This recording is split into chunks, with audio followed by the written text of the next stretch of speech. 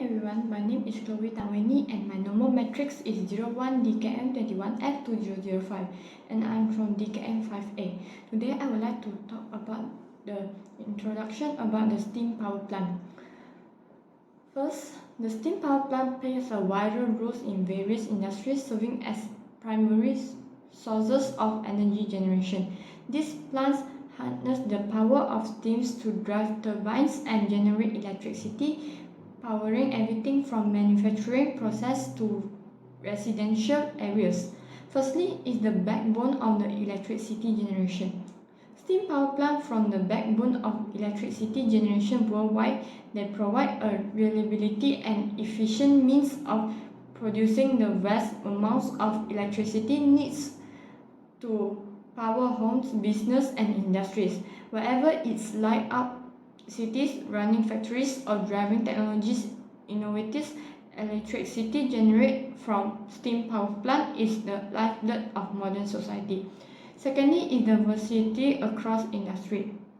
Beyond electricity generation, steam power plants play a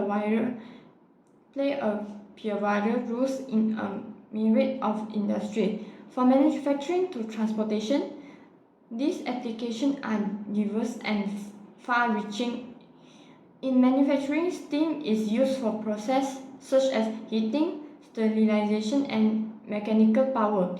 In transportation, steam locomotives and ships were instrumental in revolving travels and trade during the industrial age. Thirdly is the reliability and efficiency. One of the key reasons for the enduring popularity of steam power plants is their reliability and efficiency. These plants can operate continuously, providing a stable source of power.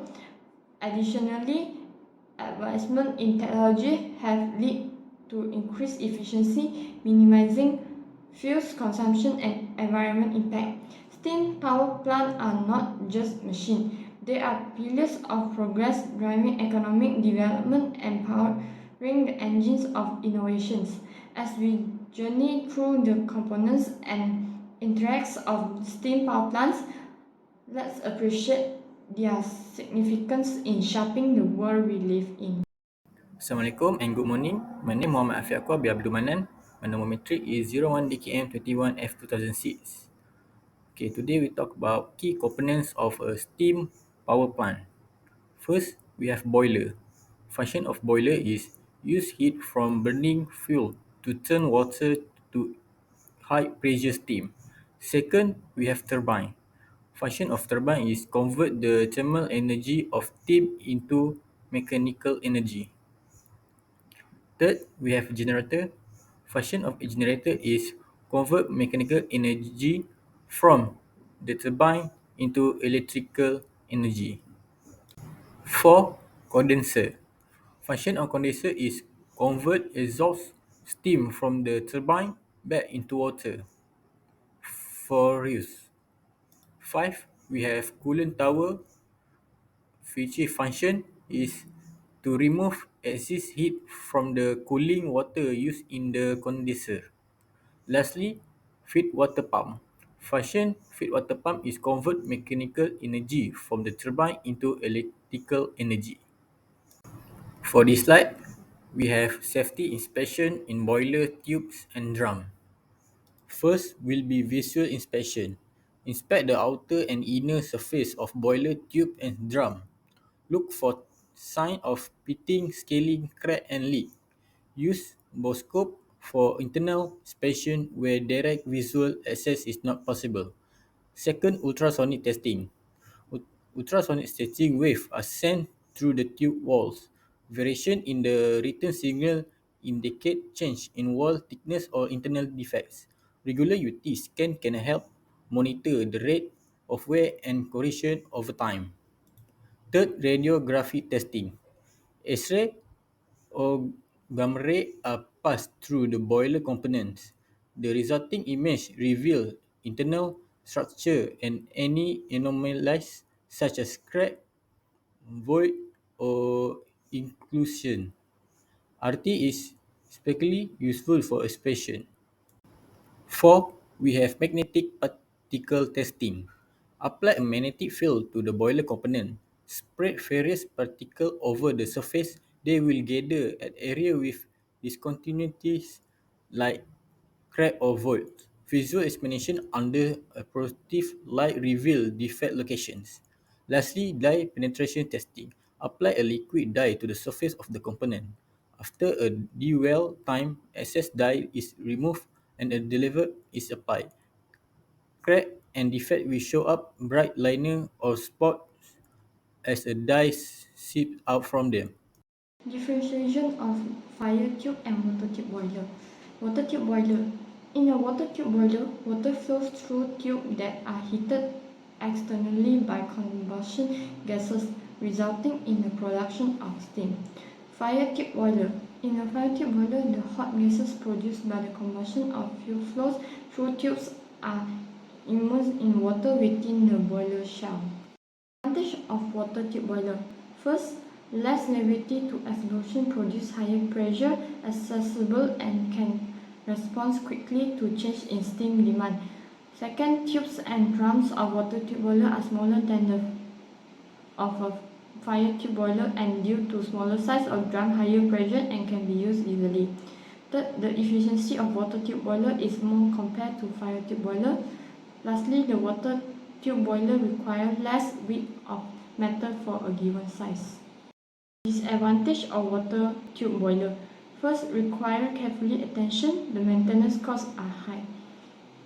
Second, the failure in feed water supply even for short period is liability to make the boiler overheated.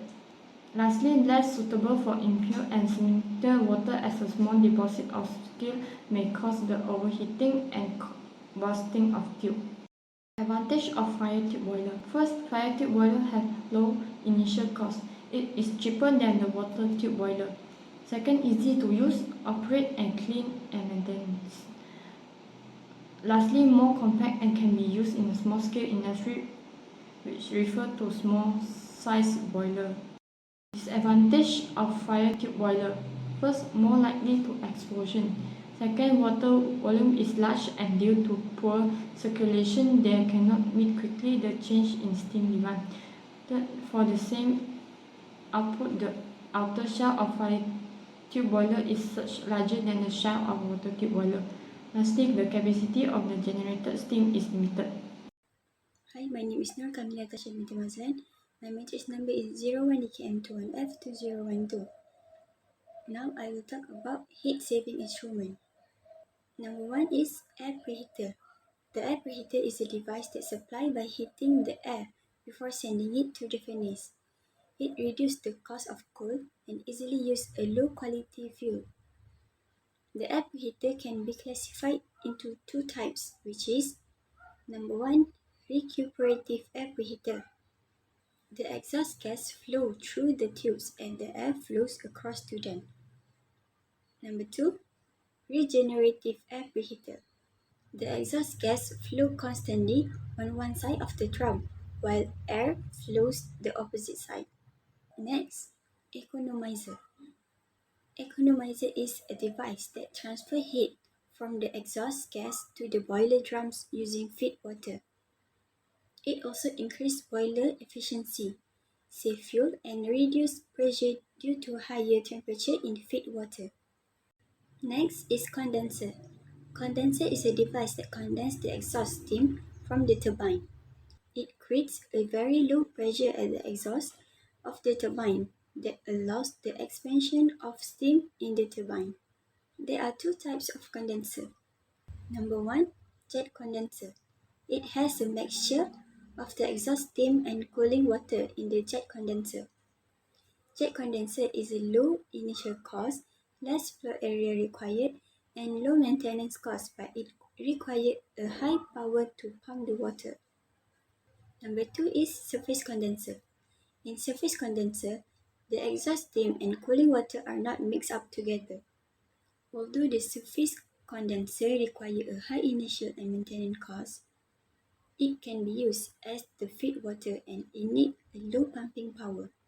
Regulation and safety procedure.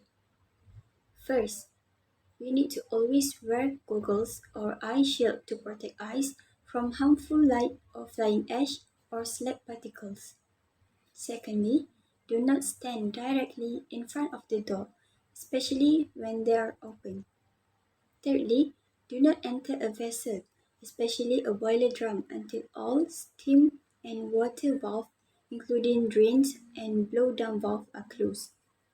Fourth, make sure to always be careful with falling ash or slag when entering the boiler area. And lastly, always secure the drive mechanism of gates and door before passing through them.